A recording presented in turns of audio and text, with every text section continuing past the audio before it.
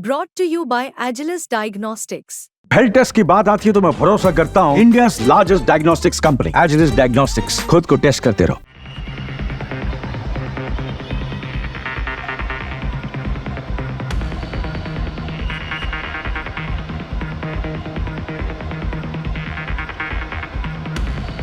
नेपाल के प्रधानमंत्री केपी शर्मा ओली का चीन प्रेम सत्ता में आने के साथ ही झलक उठा है।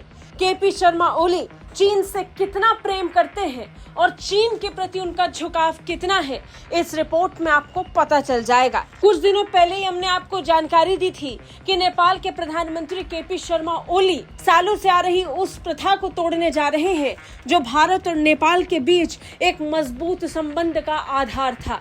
नेपाल भारत के संबंधों के इतिहास में ऐसा पहली बार होने वाला है जब नेपाल के प्रधानमंत्री भारत का नहीं बल्कि चीन का दौरा करेंगे। हालांकि केपी शर्मा ओली के इस फैसले के बाद उन्हें गजब का गुस्सा झेलना पड़ रहा है। नेपाल में इसकी जमकर आलोचना हो रही है। लोग केपी शर्मा के इस फैसले का विरोध कर रहे हैं और इसमें नेपाल के पूर्व प्रधानमंत्री भी शामिल हैं।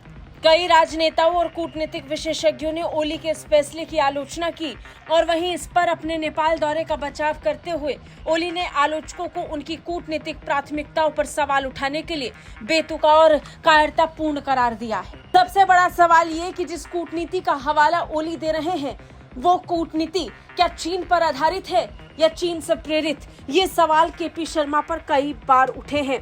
केपी शर्मा कैसे नेपाल की तरफ झुकाव रखते हैं और लगातार नेपाल प्रशासन के संपर्क में रहते हैं, इसका एक लंबा चौड़ा इतिहास रहा है।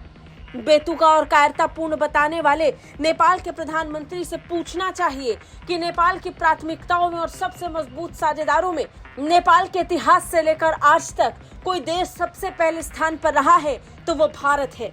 तो आखिर उन कूटनीतिक प्रथाओं को ताक पर रख के नेपाल के प्रधानमंत्री चीन का दौरा क्यों कर रहे हैं? हालांकि यहाँ दर्शकों को ये पता होना चाहिए कि चीन के लिए झुकाव रखने वाले केपी शर्मा को भारत की तरफ से भारत आने का कोई न्योता नहीं दिया गया है, क्योंकि केपी शर्मा ओली सत्ता में आने के साथ ही अपना स्टैंड साफ कर चुके थे। केपी शर्मा ओली ने खुद चीन के सामने हाथ फैलाकर दौरा कराने की भीख मांगी थी, लिहाजा भारत ने कभी भी केपी शर्मा ओली को भारत आने का न्योता दिया ही नहीं। वहीं केपी शर्मा ओली जो चीन से दौरे की दरख्वास्त कर रहे थे, उन्होंने भारत से कैसा भी संपर्क नहीं साधा और इन सब के बीच पुष्प कमल दहल प्रचंड यानी नेपाल के पूर्व प्रधानमंत्री की भी टिप्पणी आई। उन्होंने द हिंदू को दिए अपने इंटरव्यू में बताया कि ओली भारत की बजाय चीन की यात्रा को प्राथमिकता देकर चीनी कार्ड खेल रहे हैं। CPN-UML ने पहले एक बयान जारी कर दहल के बयान की निंदा की थी। ओली को पहले ही खुले तौर पर चीन समर्थक नेता माना जाता है। उन्होंने अपने पिछले कार्यकाल में भी भारत के ऊपर चीन को तरजीह दी और ऐसे कई फैसले लिए जो भारत की नीतियों के खिलाफ थे और भारत और नेपाल के संबंधों में खटास पैदा करने वाले थे। लेकिन इसके बावजूद भारत ने नेपाल के साथ अपनी ऐतिहासिक रिश्ते को बरकरार रखा। लेकिन ये अब कब तक जारी रहेगा, ये देखना होगा। ब्यूरो रिपोर्ट, भारत तक।